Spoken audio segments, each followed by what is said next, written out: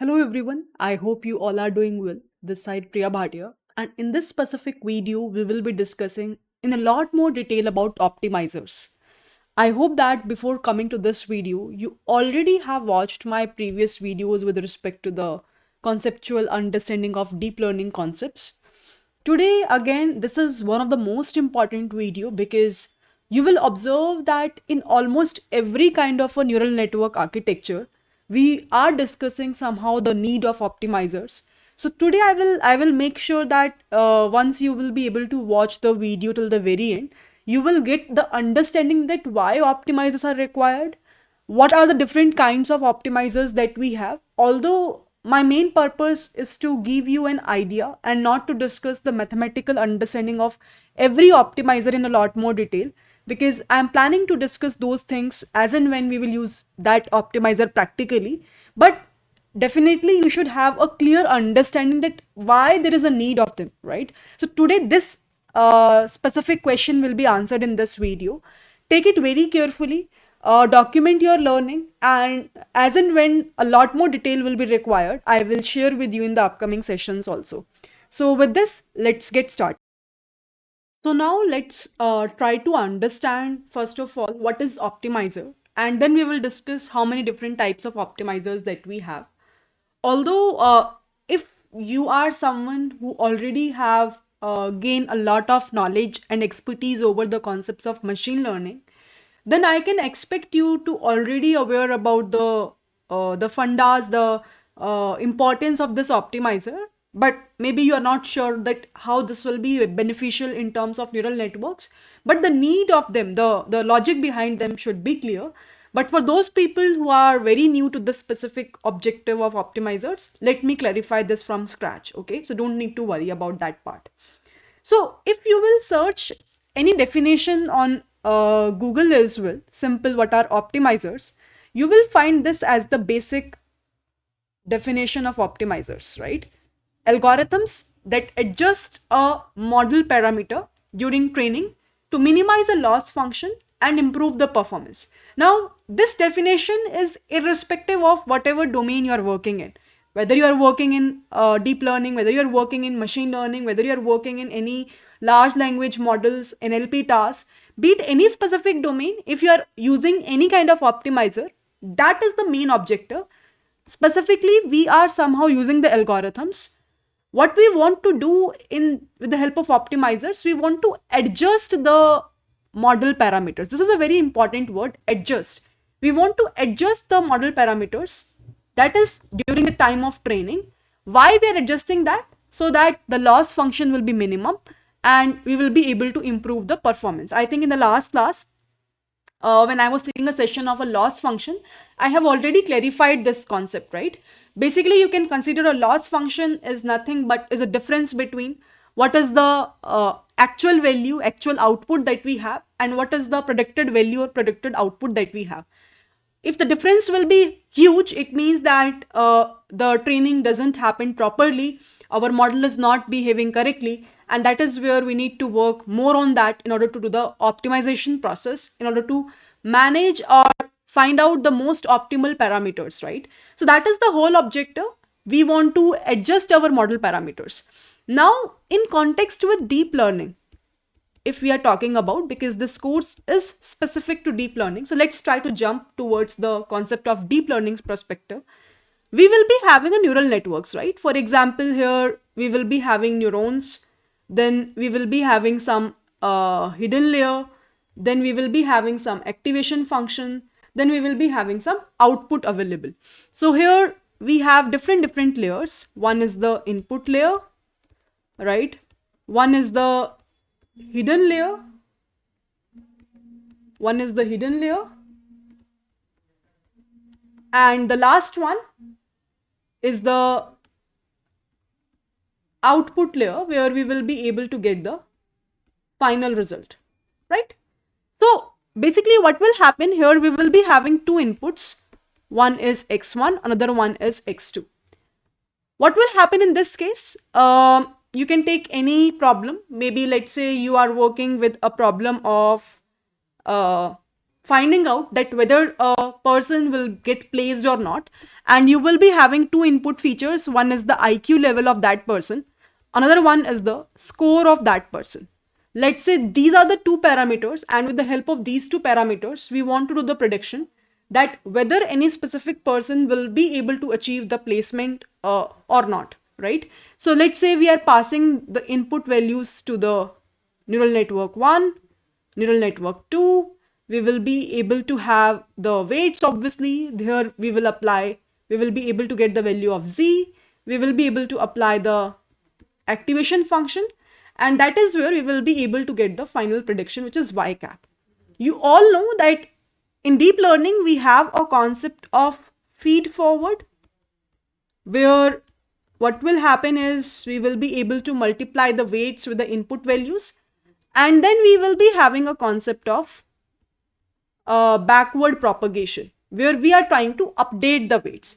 And that is where we are trying to update the weights, the need of optimizers comes into picture, right?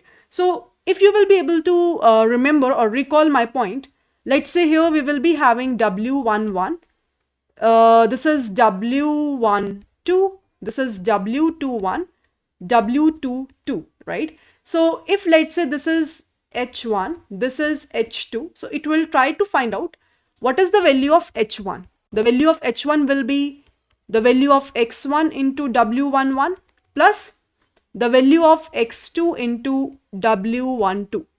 Similarly, we will be able to get the value of H2 as the value of X1 into W12 plus the value of X2 into W22. And once we will be able to examine the value of H1 and H2, the final value which is available at this location Z, the final output, for example, this is W1, this is W2, it will be nothing but what is the value of W1H1 plus W2H2. And on top of this Z, we will apply the activation function to gain the non-linearity in a given data, to generalize the value in a much better manner, to get the final outcome as whether the value will be 0 or 1.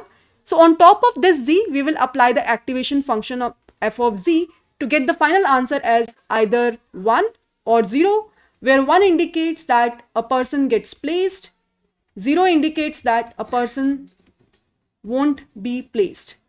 So person won't get placed. That is the simple thing which we were doing.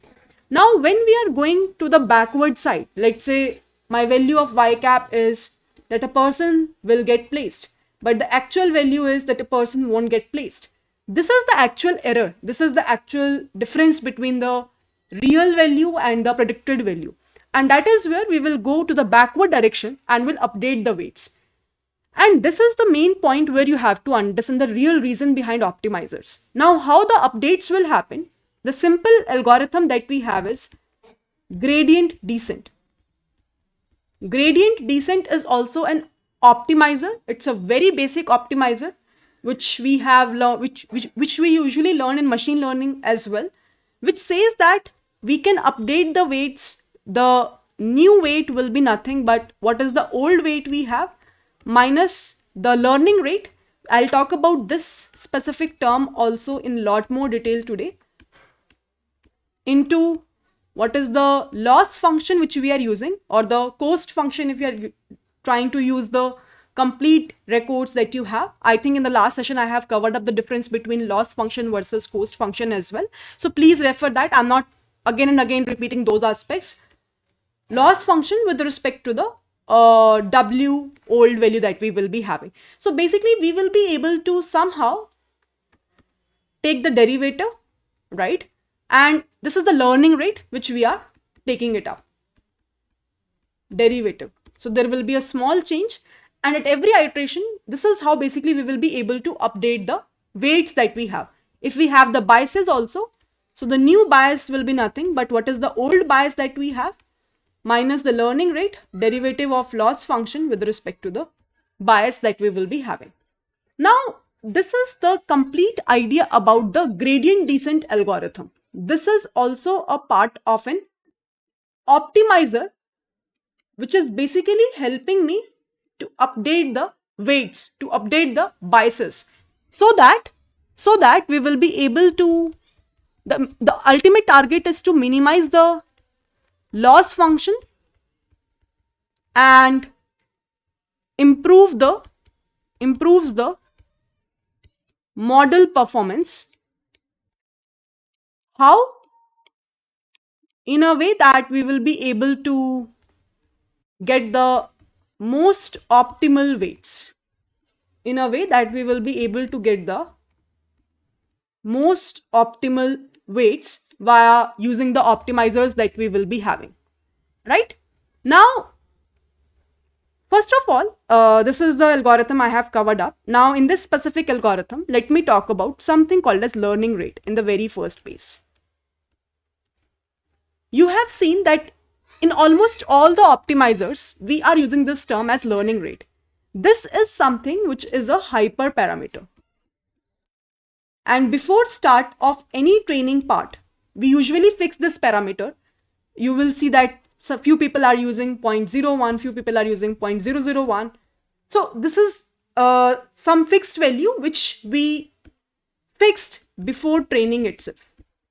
Now, this value is something which we have to choose very appropriately because it impacts a lot in terms of doing the training part, in terms of getting the most optimal results, in terms of getting the most optimal parameters that we have while doing the training. How it impacts, this is one of the very interesting interview question also, which can be asked from you. And for that, let me pick up one very interesting, I would say, image to explain you this point. So what I can do over here, I think you can clearly see this image, right? So in this specific image, we will be having 3 diagrams. Now, these 3 diagrams are helping us to understand the impact of learning rate if you will pick up too small, if you will pick up too high, and if you will pick up most optimal parameter value in the learning rate parameters. First of all, what we are observing over here, that the need of optimizer is to reduce that loss function value, to reduce that error function value, right? So let's say this is the graph we have. This is the graph we have, right? Now what we can do over here, we can, let's say we are using the gradient descent optimizer, and initially when we start our training, the error or the loss function value is too high. Now the main task is to achieve this specific global minima. This is what we called as global minima. At the end of the day, whenever we are doing any kind of a training, you are saying that my model is training, it is taking 3 days, 4 days, 7 days, 1 hour, 2 hours, half an hour, 15 minutes. At the end of the day, in a layman term, if I have to convey this thing, that it is trying to internally check it out, that what is the value of the weights or the parameters that we have at which the error is minimum. Error is minimum means the value is approximately equal to 0. That is the point where we have to stop our training, and that is the point where we will save our weights in the form of, let's say, H5 file, and then we will try to load that maybe into the cloud platforms to go for the testing part in the production. Or if we are doing in a local stuff, then we will try to save that specific files so that we will be able to perform an appropriate things on top of this in terms of doing a testing part, right? So now what we can do over here to achieve this global minimum, we are saying that at every point of time our weights will be updated. Now this learning rate which we are observing over here determines that how much, or you can say how fast the update will happen. How fast the update will happen. This will be determined by the learning rate parameter. Now, if we are picking up a small learning rate, what will happen? It requires many updates. Consider that you will be having the value of eta as very, very small. So you can see that the decrement in terms of error will be very, very small. So to reach to this specific global minima takes a lot of time. So it requires a lot of updates before reaching to that specific minimum point. This is when you will be picking up the learning rate value as too low. What will happen if you will pick up the value as too high? Too high or too large learning rate causes drastic updates, which leads to divergent behaviors. I want to reach over here, but you can see that the drastic shift is there. We might be having this as the error. Then it went over here, then it went over here, then it went over here. Maybe then it will go there, and then finally it misses the global minima itself.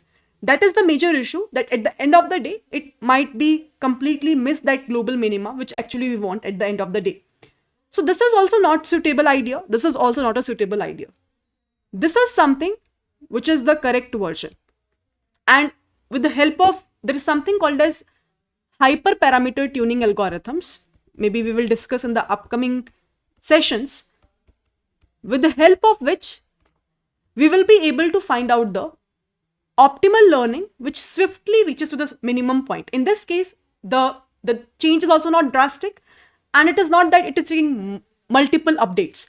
So it is giving us a very smooth kind of a curve where we will be able to reach the global minima as well within a minimum iterations, within a minimum amount of time, and with lesser efforts, right? So this is the impact of learning rate. So it should not be too low, it should not be too high, it is just correct. We will try to determine that what is the specific point or the value with which this specific value is correct for a given specific dataset that we are working upon.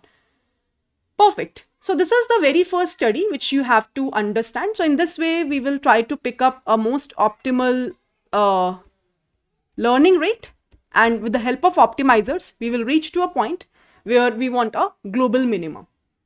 Now, I hope that this part is clear. What is the meaning of optimizers? This part is clear. How gradient descent algorithm works and update the weights. This part is clear. What is the purpose of learning rate? These three things we have covered up till so far. Now in the upcoming study, let's talk about the difference between, when we are talking about training, there are two terms which you will heard from me a lot many number of times, and even from researchers, from the people who are working in deep learning specific projects. One is called as epochs, another one is called as iterations. Now let's talk about the difference between epochs and iterations. And when we are saying training, some people are saying that I am running 20 epochs. Some people are saying I am running 20 iterations within one epoch. What is the difference between this? Epochs versus training. Let's try to understand this aspect, and after that we will discuss about the further types of optimizers that we have. Whenever we are talking about epochs, right, let's try to understand the literal meaning of that. If let's say someone is saying to you that I'm training my model with 20 number of epochs, it simply indicates that they are trying to take the entire data within one go.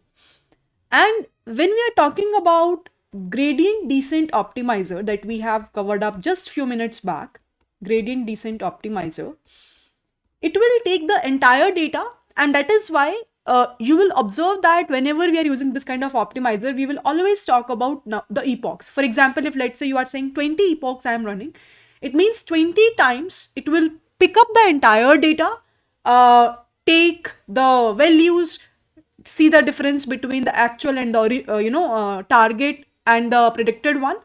After that, it will try to take the backward propagation, update the parameters. But the important, interesting point over here is that it will pick up the entire data altogether. That is something which we will call it as the epochs. When we are saying iterations, what is the meaning of that? Let's say someone is saying in one epoch, I am running, let's say, 10 iterations. What is the literal meaning of iterations that we will be having? Let's try to understand. Let's assume that you will be having 1000 data records or training samples that we will be having. And within one epoch, like you are taking a batch size. Now you are not taking entire data records that we will be having. Maybe you are saying that I will take a batch size of 100. So 100 divided by 1000, it means 10. It means that in one epoch, I will run 10 iterations. in every iteration, I will pick up the 100 as a batch size. Why is that so? I hope the difference is clear. In one epoch, we can have multiple iterations depending upon what is this batch size. In one iteration, how much number you are picking up. That is something which we are calling it as a iteration. Now, the question you can ask from me that, Priya, why we can't pick up at every point of time the entire data? Why at all there is a need of iteration? Why we're learning that? So when we're talking about epochs, when we're talking about the entire data picked up by gradient descent, there are few limitations. For example, you will observe over here that, let's say if your data set size is very huge, right? Which is quite possible nowadays because we are dealing with a huge amount of data, right? In that specific scenario, I hope you can understand that it will be computationally very expensive task. It will be computationally very expensive task to deal with this specific data because we are picking up the entire data. Another thing, if let's say somehow you will be able to arrange the GPUs, somehow you will be able to arrange the TPUs, but at the end of the day, it might be the case that the training time requirement is also huge. So that is the main reason why talking about epochs, working with epochs won't make much sense over here. In terms of picking up the entire data altogether, in terms of using the gradient descent algorithm altogether. Yes, if you will be having a very small amount of data, then you will observe currently also people are still working with gradient descent optimizer, and that's the main reason why we are learning today as well, right? Then what is the another optimizer that we are using if the data size is very huge? That is where we have a concept of SGD. I'm not sure how many of you have heard this term. The full form is stochastic gradient descent. By the way, all of these are the, I would say, versions of gradient descent algorithm only, and even the internal functionality, the way it updates the weights will also remain the same. The only difference is with respect to whether it will pick up the entire data or whether it will be able to pick up a one sample at a time, or it will be able to pick up the batch which I have talked about. So in stochastic gradient descent, it all works with the iterations. Now in SGD, it will take one training sample. It will pick up one training sample at a time. So if let's say you will be having 1,000 number of records, so in one epoch you will be having 1,000 iterations, in other words. So if let's say you are having 1,000 records, 1,000 is the data size that you will be having. So as I'm saying, it will pick up one training sample at a time. So there will be 1,000 iterations it will do in one specific epoch. And if you are running 20 epochs, same thing will happen multiple number of times. Now you can clearly understand in the previous case when we are talking about gradient descent, it is picking up the entire data. Now it is picking up one sample at a time. Both of them are the extreme ends. Can I say? Picking up the entire data altogether is also a problem when we will be having a huge amount of data. Picking up single sample at a time, yes, it will somehow reduce the computational task. But one thing which you will be able to observe, it is also a very time-taking process because at every iteration it is picking up one sample, doing the feed forward and then backward, doing the updates and so on. This is a very, I would say, cumbersome process and takes a lot of time. And that is where the middle one, where many real-time applications you will observe are still using this kind of optimizer, is mini batch gradient descent. This is the third version of gradient descent which comes into picture, developed by researchers. Again, a lot of work which you will be able to observe is being done in all these optimizer study. mini batch gradient descent, right? With respect to this mini batch gradient descent, if you will understand it very, very carefully, what will happen in this specific case? That's what I told about in the previous part, that let's not take a batch, let's not take a single sample. What we will do, we will take a batch. Batch means we will take a bundle of few training samples that we have. For example, let's say I will define in my implementation that the batch size is 100. Now, if let's say you are saying that I will be having 1000 number of records, I will be having 1000 number of records. I will be having 1000 number of records, right? And the batch size is 100. So how many number of iterations it will do? How many number of iterations it will do? So it will be 1000 divided by 100. So can I say it will run 10 iterations?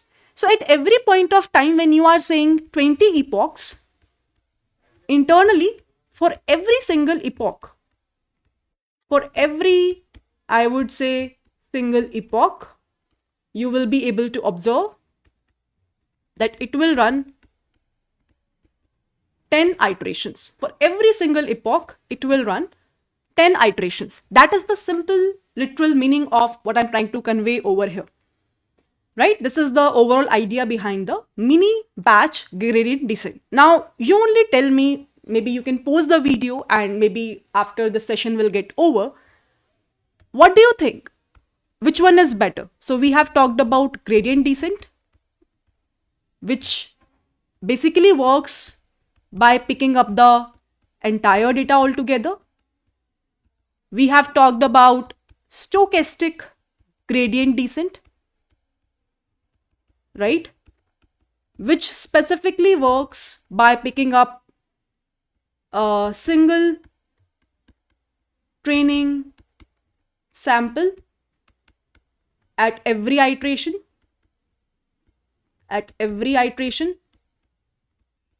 And the last one is what we have, we can say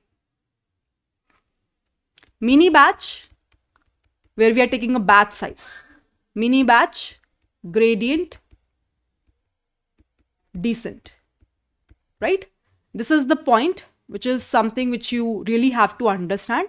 And you only let me know. I feel everyone should say that, Priya, this should be mini batch. And we already have discussed the reason behind the same, right? So this is the overall idea behind the, so all these three are the, I would say, different versions of gradient descent. All of these are the different versions of gradient descent that we will be having. Now, let's move ahead further. What is happening over here, be it any kind of a gradient descent that you are using, there will be a kind of a same process that we are doing. It's just that reaching to the global minima. That's it, right? So I will attach one very interesting image over here. And I hope that it is properly visible to everyone. So this is the image. Try to see this very carefully. If you will see this in a three-dimensional space, this is how our curve look like, right?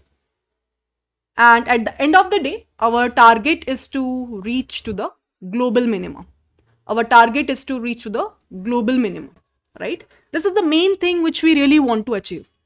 If you will try to convert this three-dimensional space into a contour, this is what we call as contour, you will be able to observe that this is the real target where we want to achieve. When we are talking about this SGD or mini batch gradient optimizer, it will be a kind of a curvy curve with the help of which it will take several iterations, with which it will be able to reach to that global minima after several epochs, right? After doing several time training process.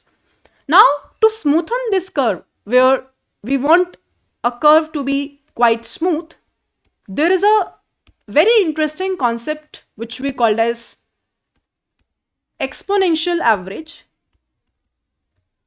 and with the help of which there is another optimizer that we have called as momentum optimizer,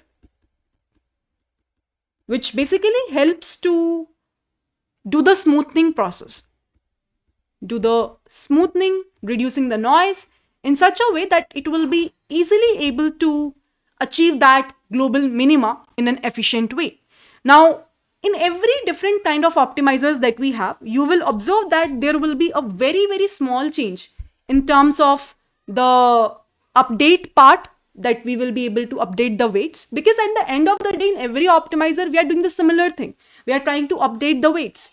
It's just that the difference between the way we are doing the updates, and every researcher is coming up with different concepts at that point of time to make it more smoother, to make it with a lesser time consumption part, to make it lesser computationally expensive task, and to get that best parameter so that the model will perform in an appropriate manner. So what I will do is I will try to pick up one more image over here with respect to the exponential moving average. I will try to first of all talk about this specific concept, and then maybe we can move ahead. Now, I'm not sure how much it is visible to you guys, but I'll write it over here. It says that this Vt is something which is the exponential value of velocity, which is Vt minus 1 plus 1 minus beta into, you will be able to observe, theta t. So this is something which we will be having as the value of velocity with which the points are moving. This specific simple concept of exponential weighted moving averages says that let's prioritize the new points by giving higher weight to them and lower weight to the previous points. So as you can see this green curve chart, right? This is a chart which is a smooth chart where usually the value of beta is the hyperparameter, lies between the value of 0 to 1. But in maximum cases, this value you will observe it to be 0.9. So what we are doing over here, we are trying to update these values. For example, the value of V0 will be equal to V of 0 minus 1, which will be 0, 1 minus beta into theta 0. So initially this value will be equals to 0. The value of V1 will be equals to beta times what is the value of V0 plus 1 minus beta times what is the value of theta 0.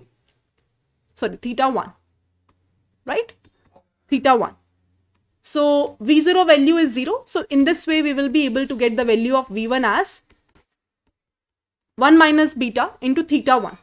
Similarly, you can see that for the next point, the value of V2 will become beta of V1. V1 is nothing but 1 minus beta into theta 1 right? Plus 1 minus beta into theta 1, theta 2, sorry. So in this way, you will observe that as and when you are progressing and interchangeably using these equations from V0 to V1 to V2 to V3 to V4, you will be able to get a certain equation. For example, the equation looks like 1 minus beta, theta 4 plus beta times theta 3 plus beta square times theta 2 plus beta cube times theta 1. So in these specific certain kind of equations, you will observe one utmost thing over here, that as and when we are progressing towards the new interesting points, so this theta 1, theta 2, theta 3, theta 4 and so on, you will be able to observe these are the new points that we will be having in our directions, in our path. So as and when you're progressing towards new points, these weights are having a higher preference as comparable to these specific weights. This is the whole point about this exponential weighted average.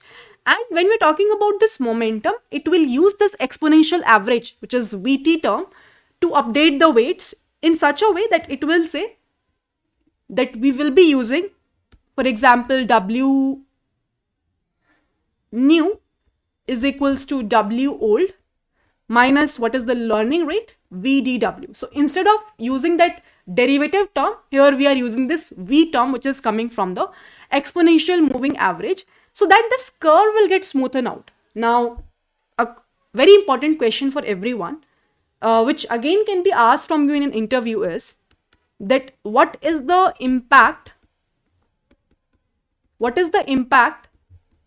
of beta in terms of what will happen when I will increase the value of beta to, let's say, 0.95, and what will happen if I will decrease the value of beta to, let's say, 0.6. This is the question for everyone. Try to look upon it, right? After this, we have another different optimizer called as ADAGRAD, adaptive gradient boosting. The full form of this is adaptive gradient boosting.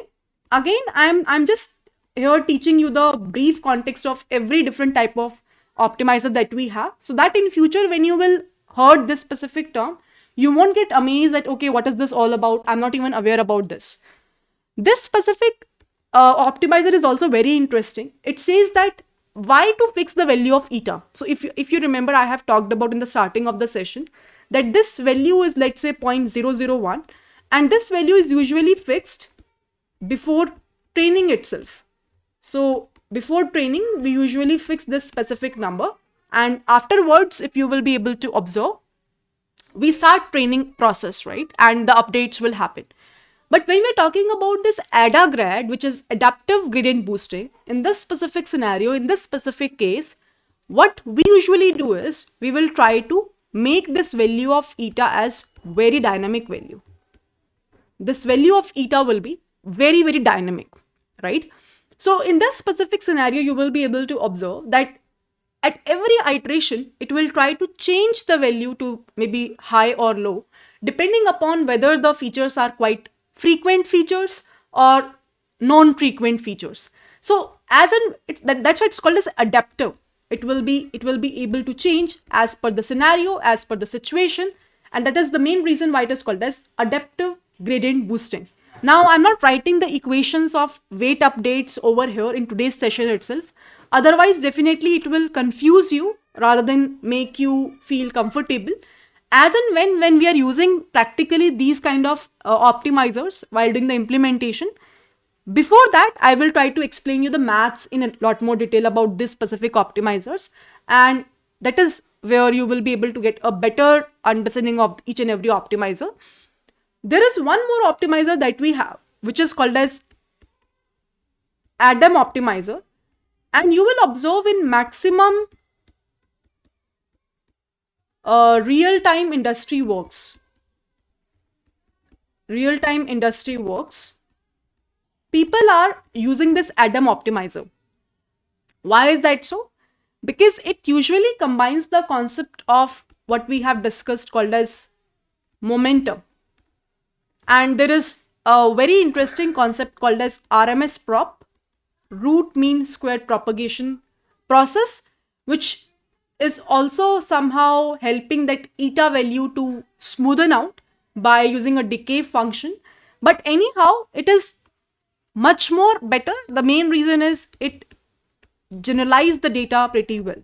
It is having a better generalizability. And that is the main reason why ADAM optimizer is of preferable choice, right? So all in all, if you will be able to observe, every optimizer has its own pros and cons. It really depends on what kind of problem we are dealing with. It really depends on what kind of data set that we will be having. It really depends on what is the size of the data that we have, because in the initial starting of the session, I told you that if the data size is too huge, then maybe directly going towards the gradient descent won't be helpful. So depending upon the situation, depending upon the kind of data, depending upon the domain problem that you're solving, you will finalize your optimizers. And this is the overall idea. The main concept will remain same. In every optimizer, you will observe.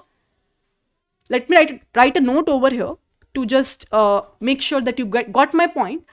In every different optimizer, the only difference, I would say, difference is in the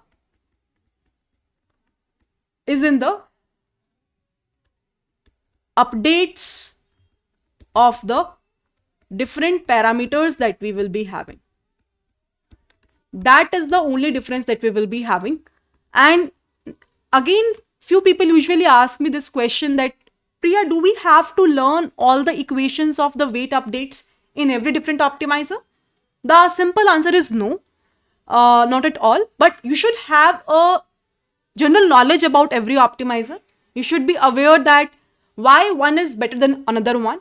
And as and when you progress and start working on optimizers, whatever be the frequent ones you are using, automatically your brain will be able to retain that specific data in their head, and you will be able to answer it properly in the interview as well, that why you are using this specific optimizer in your daily work, right? So this is the basic idea about optimizers. I hope that it makes a lot of sense, although I think it's a very big session as well.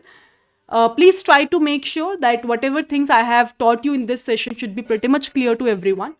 Still, if you feel there is some doubt, there is something which is not clear, do let me know. Whatever mathematical intuitions I have not covered up in terms of writing the equations of the optimizers like AdaGrad, RMS Prop, Adam, I have done it intentionally. I am again saying it. All these optimizers, as and when I will progress in the upcoming class, where I will showcase you the implementation. Before that, I will talk about the mathematical intuition. If I'll cover up everything in this specific video, you definitely will get confused. And that is what I really don't want to do that. So with this, I hope everything is pretty much clear to everyone. Take it easy, do your research, refer some good research papers of optimizers as well. And with this, I will see you all in the upcoming videos. Bye-bye everyone and see ya.